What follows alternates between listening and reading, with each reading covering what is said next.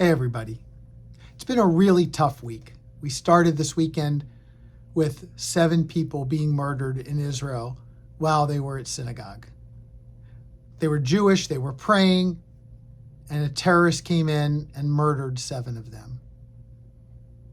Then just afterwards, we had a 13-year-old boy who went and tried to kill 2 more Jews.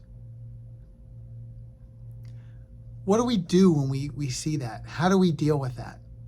Then on top of it, Sunday morning at 3 a.m., another man filled with hate, dressed all in black, wearing a mask over his face, threw a Molotov cocktail at a synagogue door in New Jersey.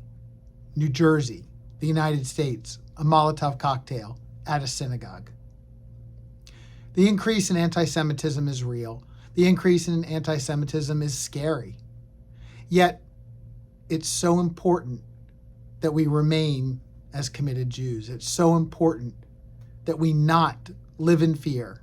We need to be safe. We need to be secure. And I'm grateful every day for Jake Silverman, our Director of Security, and for the security that we have here on our campus and all around our community that ensures that we're safe. Yet, I also refuse to live in fear.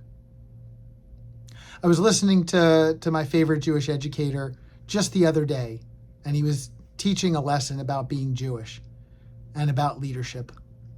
And he was using Joseph from the Torah, Joseph in his amazing Technicolor coat, and talking about how the story in the Torah about Joseph talks about how he was purchased by Potiphar as a slave.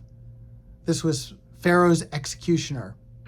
And yet it says that Potiphar knew that Jacob walked with God.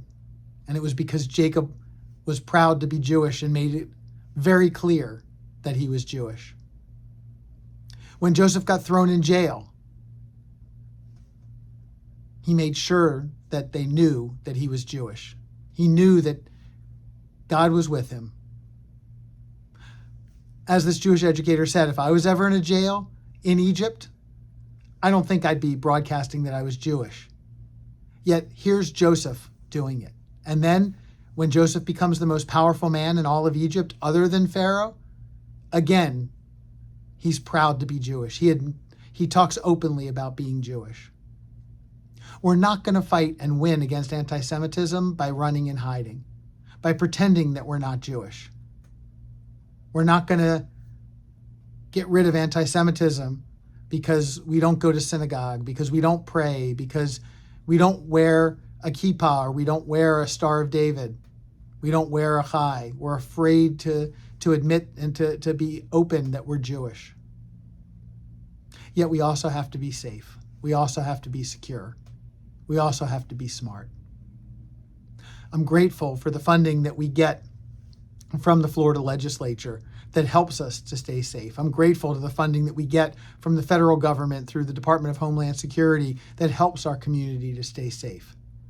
I'm grateful for all of you who give of your own finances to help support security, whether it's here on our campus, whether it's at your synagogue, whether it's at your school, wherever it is that you choose to give to help keep us safe and to help us remain Jewish, to help us continue to be proud to be Jewish, for us to continue to celebrate being Jewish. So as we think about what happened in Israel, as we think about what happened in New Jersey, as we think about the increase of hatred here in Central Florida with the flyers, with the projection of the hate speech, I urge you to remain proud to be Jewish. I urge you to not try to hide being Jewish. I urge you to reach out to others and talk about being Jewish. You see behind me the picture of the Kotel and of the Kotel Plaza.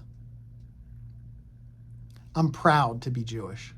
I'm not going to run and hide. I'm going to celebrate being Jewish. And I encourage you to join me and do the same.